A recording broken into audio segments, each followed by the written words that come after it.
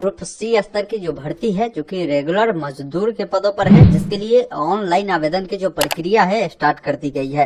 ये एक ऐसी भर्ती है साथियों जिसमें अगर आप केवल 8वीं पास भी है तो फॉर्म को भर सकते हैं और मैक्सिमम क्वालिफिकेशन 12 भी रखे गए। तो जरूरी नहीं है कि आप 10वीं पास है तो फॉर्म को नहीं भर सकते, आप भर सकते हैं। ग्रेजुएशन पास है फिर भी फॉर्म को भर सकते हैं, लेकिन यहाँ पर यही है कि मैक्सिमम क्वालिफिकेशन 12 भी रखे गए हैं। फॉर्म को कैसे भरना है इस वीडियो में मैं आपको स्टेप बाय स्टेप सभी प्रोसेस बताने जा रहा हूँ। इस भर्ती के लिए ऑनलाइन आवेदन की प्रक्रिया 17 फरवरी से आरंभ किए गए हैं और इसका लास्ट डेट 18 मार्च 2025 तक रखे गए। बाकी पेमेंट भी आप 20 मार्च तक ही कर सकते हैं। बाकी की जो भी डिटेल जानकारी है ये अगर आप जानना है यहाँ से डिटेल नोटिफिकेशन को डाउनलोड कर देख सकते हैं। 171 पदों पर भर्ती है, किस कैटेगरी में कितनी भर्ती है वो जानकारी मिल जाएगी। ऑल इंडिया से कैंडिडेट फॉर्म को अप्लाई कर सकता है जो केवल 8वीं पास है, 10वीं पास है, 12वीं पास है, हर कैंडिडेट को मौका है। यहाँ से आप साइन अप्लाई लिंक वाले विकल्प पर क्लिक करेंगे तो यहाँ पर एक ऑप्शन मिलता है न्यू रजिस्ट्रेशन का, जिस पर आपको क्लिक करना है। तो यहाँ पर सबसे पहला चीज है कि आपका जो भी नाम है अपने मैट्रिक के जो सर्टिफिकेट है या जो मार्कशीट है उसके अकॉर्डिंग लिखे। अगर उसमें Shri, Shrimati, mister, MRS, doctor, professor ये सब नहीं लगा है तो सारी चीजें आपको लगाने की कोई जरूरत नहीं है। जो भी नाम है, मैं बिल्कुल एक डमी फॉर्म भर रहा हूँ तो बिल्कुल डमी जानकारी भर रहा हूँ, आप अपना एक्चुअल जानकारी को भरेंगे। फिर इसी नाम को दोबारा से आपको फिल करना है। अब यहाँ पर बताना है कि अगर आपने कभी नाम चेंज किया तो यस करें, यस करेंगे तो जो नाम आपने चेंज किया वो नाम बताएंगे, नहीं किया तो नो करेंगे। पिताजी का जो भी नाम होगा आप यहाँ पर लिखेंगे, जैसे मैं एक डमी जानकारी दे रहा हूँ। अब माताजी का जो नाम होगा आप यहाँ पर लिखेंगे। फिर नीचे आएंगे तो जेंडर पूछता है मेल है या फीमेल है। फिर आपसे पूछता है कि क्या बिहार के निवासी है तो आप यस करेंगे। अगर बिहार के है तो आपसे रिजर्व जो कैटेगरी है, रिजर्वेशन के जो भी बेनिफिट है वो आपको मिलेगा वो बताना होगा। बिहार के बाहर वाले हैं आप नो करेंगे तो डायरेक्ट आपकी जो कैटेगरी है जनरल में आपके फॉर्म जो है काउंट किए जाएंगे और आप जनरल के थ्रू फॉर्म को भर सकते हैं। तो ये चीजें आप ध्यान पूर्वक समझिएगा। बाकी यहाँ पर आएंगे तो आप अपने कैटेगरी को जब बताएंगे तो फिर नीचे में आपसे पूछता है कि अगर आप फिजिकल हैंडीकैप है 40% या इससे अधिक है दिव्यांगता तो यस करें। कितने प्रतिशत दिव्यांगता है बताएंगे। इसके अलावा यहाँ पर ये नहीं है तो आप नो करेंगे, तो ये जानकारी नहीं भरनी है। अगर आप जो है गवर्नमेंट जॉब में है तो आप यहाँ पर यस करें, यस करेंगे। तो फिर एनओसी के बारे में जानकारी देनी होगी, बताएंगे कि भाई सेंट्रल गवर्नमेंट के जॉब करते हैं या स्टेट गवर्नमेंट के या अदर स्टेट गवर्नमेंट के, वो जानकारी आप दे सकते हैं। नहीं तो आप यहाँ से नो करेंगे। नहीं जॉब करते हैं तो ये जानकारी देने की जरूरत नहीं है। फिर यहाँ पर पूछ रहा है यदि आप पटना हाई कोर्ट या किसी भी कोर्ट में अगर आप जॉब करते हैं तो यस करें, नहीं तो आप नो वाले विकल्प पर क्लिक करें। डेट ऑफ बर्थ आपका जो भी होगा, कैलेंडर मिलता है, सबसे पहले जो साल हो, जो महीना हो, जो डेट हो, इस प्रकार आप उससे चयन करेंगे। अपना मोबाइल नंबर डालेंगे, मोबाइल नंबर को दोबारा डालेंगे, अपना ईमेल आईडी डालेंगे, ईमेल आईडी को दोबारा डालेंगे। अगर आपके पास ड्राइविंग लाइसेंस है तो आप यहाँ पर यस करेंगे, तो अपनी ड्राइविंग लाइसेंस का नंबर देंगे। नहीं है तो आप यहाँ पर नो करेंगे, तो फिर इसकी जानकारी नहीं पूछी जाएगी। फिर आपसे पूछता है कि साइकिल चलाने के नॉलेज है तो आप यहाँ पर यस करेंगे। फिर पूछता है कि आपके अंदर कोई एक लाइफ स्किल जो है उसके बारे में आप लिखे। तो जो भी आपके अंदर स्किल हो आप यहाँ पर मेंशन कर सकते हैं। फिर इस चेक बॉक्स पर टिक करना है और एक ऑप्शन मिलता है सबमिट का, जिस पर क्लिक करना है। फिर आपके सामने तमाम जानकारी आएगी, उसको एक बार मिलान करें। सारी जानकारी अगर सही है तो नीचे में जो ओके का विकल्प मिलता है आप इस पर क्लिक करें। इस प्रकार देखेंगे आपका जो रजिस्ट्रेशन है कंप्लीट हो चुका है। आपको एक रजिस्ट्रेशन नंबर, पासवर्ड दे दिए गए हैं, इसको आप नोट कर जरूर रख लेंगे। अब आपको नीचे आना है, आप इसका प्रिंट लेना चाहे तो यहाँ से प्रिंट ले सकते हैं। फॉर्म को आगे बढ़ाना है तो आपको नेक्स्ट वाले जो विकल्प मिलते हैं इस पर क्लिक करना है। फिर आप अगले स्टेप में आते हैं जहाँ पर आपको अपना कॉन्टेक्ट डिटेल देनी है, जिसमें आप बताएंगे कि भाई आप अभी फिलहाल जो जहाँ रह रहे हैं वो एड्रेस कौन सा है। जैसे हो सकता है आप ग्रामीण क्षेत्र में रह रहे होंगे तो आपका विलेज होगा तो विलेज बताएंगे। एड्रेस 1 में विलेज लिखकर विलेज लिख दीजिएगा, पोस्ट ऑफिस लिखकर पोस्ट ऑफिस मेंशन कीजिएगा। जिस भी राज्य में आप रह रहे हैं वो बताएंगे, जिस भी जिला में आप रह रहे हैं वो जिला का नाम चयन करेंगे। आपकी कंट्री इंडिया रहेगा, पिन कोड को देना है। अगर आपका करस्पॉन्डेंस एड्रेस परमानेंट समान है तो चेकबॉक्स पे टिक करेंगे, दोनों फिल होगा। अलग अलग है तो अलग अलग जानकारी को फिल करनी होगी। फिर पर्सनल डिटेल में आप देखेंगे आपका पोस्ट जो रहेगा रेगुलर मजदूर का रहेगा। अब यहाँ पर एग्जाम जो आपकी होगी इसके लिए जो भी प्रेफरेंस देना चाहते हैं, आपकी शहर का देना चाहते हैं, जो भी बिहार में सेंटर बनाए गए होंगे वो सारा सेंटर का नाम मिलता है। इसमें से किसी एक जगह आप एग्जाम सेंटर रख सकते हैं। आप आपकी शादी हो चुकी है तो मैरिड करें, अन्यथा अनमैरिड वाले विकल्प पर क्लिक करें। यहाँ से कोई एक आईडी कार्ड को चुनना है। जैसे मैंने आधार कार्ड चुना तो आधार कार्ड की आईडी नंबर मैं यहाँ पर फिल करूंगा। आप जो भी चुनते हैं वो आईडी नंबर यहाँ पर देंगे। नेशनलिटी में आपको इंडियन रहेगा। आपके बॉडी में कोई ऐसा निशान हो जो कटा का हो, जला का हो या कोई भी निशान हो बताएंगे। नहीं है तो आप नो मार्क भी लिख सकते हैं। नीचे आएंगे तो कुछ एडिशनल जानकारी पूछी जाती है कि आप पर किसी भी प्रकार की कोई क्रिमिनल केस तो रजिस्टर नहीं है, कोई FIR तो नहीं है। अगर आपके पास जो है एनसीसी का 20 सर्टिफिकेट है तो आप बता सकते हैं, नहीं तो नो करेंगे। फिर यहाँ से सबमिट वाले विकल्प पर क्लिक करेंगे।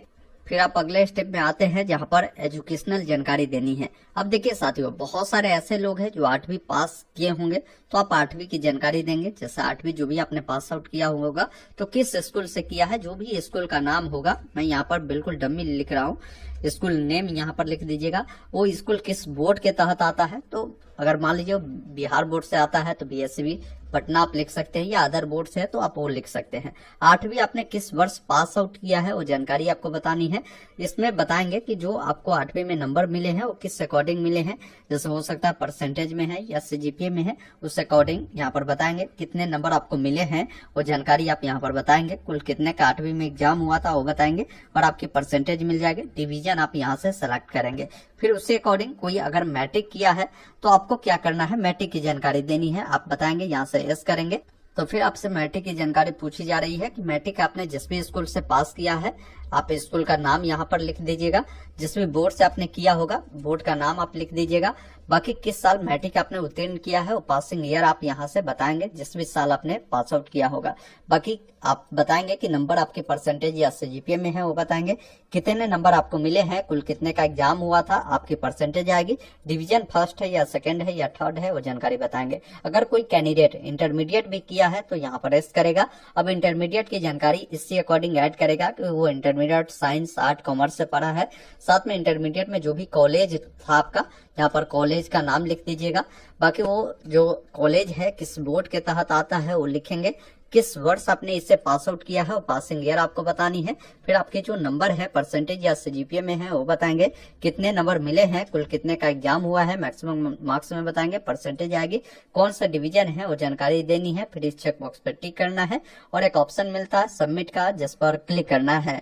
तो इस अकॉर्डिंग आप जानकारी को फिल कर सकते हैं। अगर केवल 8वीं पास भी है तो आप 8वीं की जानकारी देकर भी फॉर्म को भर सकते हैं। बाकी मैक्सिमम 12th तक की जानकारी ही आप ऐड कर सकते हैं। ग्रेजुएशन की है तो उसकी जानकारी ऐड नहीं करेंगे। फिर आगे जब बढ़ेंगे तो आपको डॉक्यूमेंट अपलोड करना होगा। अब डॉक्यूमेंट को लेकर इन्होंने गाइडलाइन दिया है कि फोटो जो होगा ये रिसेंट का होना चाहिए, हाल का होना चाहिए, कलरफुल फोटो होना चाहिए। 50 से 100 KB में ये मांगा गया है। अब इन्होंने बैकग्राउंड को लेकर कहीं भी ये चीजें मेंशन नहीं की गई है। फिर भी मैं कहूंगा कि कोशिश करें कि फोटो का बैकग्राउंड व्हाइट रखे, वो बेटर होता है किसी भी जॉब के फॉर्म को भरने के लिए। बाकी आपका फोटो हाल का है तो कोई दिक्कत नहीं है। इसका साइज ध्यान रखिएगा, 50 से 100 KB में ही रखिएगा, कोई भी फॉर्मेट में ये चलेगा। अब उसी फोटो को यहाँ पर अपलोड करेंगे जिनका साइज आपने बनाया है। फिर सिग्नेचर जो है वो व्हाइट पेपर पर, जो ब्लू या ब्लैक पेन होते हैं उनसे करना है। उसके बाद नीचे आएंगे तो क्लास 8 का जो आपके पास सर्टिफिकेट है, या सर्टिफिकेट नहीं है तो मार्कशीट है, या आपके पास 8वीं का SLC है तो उसको भी दे सकते हैं। देखिए 3 ऑप्शन इन्होंने दिया है, क्योंकि देखिए बिहार में होता यह है ना कि बोर्ड लागू जो किया गया है वो 10th पर किया गया है, लेकिन बहुत सारे कैंडिडेट 8वीं तो हर कैंडिडेट पास कर ही आगे बढ़ा होता है, लेकिन उनके पास मानिए मार्कशीट तो होता नहीं है, सर्टिफिकेट 8वीं का उनको मिलता नहीं है, तो उनके पास SLC दिया जाता है। तो आप SLC को भी लगा सकते हैं। जो ऑप्शन आपको यहाँ पर दिए गए हैं जो भी हो अवेलेबल। अगर अदर स्टेट में है तो कई सारे स्टेट में 8वीं पर भी बोर्ड लागू है या 8वीं का उन्हें मार्कशीट मिलता है, तो आप अपने अकॉर्डिंग इनमें से कोई भी जानकारी को दे सकते हैं। बाकी 10वीं की जो भी सर्टिफिकेट है स्पष्ट लिखा है कि सर्टिफिकेट तो सर्टिफिकेट ही देना है। जहां पर आपको मल्टीपल ऑप्शन है इनमें से कोई देंगे, लेकिन जहां पर स्पष्ट लिख दिया है वही डॉक्यूमेंट देनी है। फिर 10वीं की जो मार्कशीट है, मार्कशीट के लिए अलग इन्होंने कलम बनाया है। मैट्रिक का आपको इसको लगाना है, ये भी 50 से 100 KB में होगा। साइज कम करना मैंने बता दिया। इंटरमीडिएट का सर्टिफिकेट और मार्कशीट देना है। फिर जो भी ID कार्ड आपने चुना है, जैसे मैंने आधार कार्ड चुना है तो आधार कार्ड का आगे पीछे दोनों को क्या करेंगे, एक ही में रखकर JPG फॉर्मेट में ही इसको अपलोड करेंगे। फिर जो कैटेगरी से आप बिलोंग करते हैं, जैसे मान लीजिए मैंने BC को चुना है तो BC वालों को अपना कैटेगरी सर्टिफिकेट देने होंगे। तो बीसी के केस में क्या होता है कि एनसीएल बनता है, एनसीएल आपको देना होगा। अगर आपकी पारिवारिक इनकम 8 लाख से कम है तो एनसीएल लगाए। एससी एसटी वाले अपना कास्ट सर्टिफिकेट लगाए, ईडब्ल्यूएस वाले ईडब्ल्यूएस लगाएंगे। तो ये सारे सर्टिफिकेट जो है ये होना चाहिए। और बताया गया है कि ये सर्टिफिकेट सेंट्रल गवर्नमेंट वाला नहीं लगेगा, ये इशू किया गया हो बिहार गवर्नमेंट वाला वो बिल्कुल चलेगा, कोई दिक्कत नहीं है। उसको आप अपलोड करेंगे, फिर जैसे ही आप डॉक्यूमेंट को अपलोड करेंगे उसके बाद एक ऑप्शन मिलता है नेक्स्ट का, जिस पर क्लिक करना है।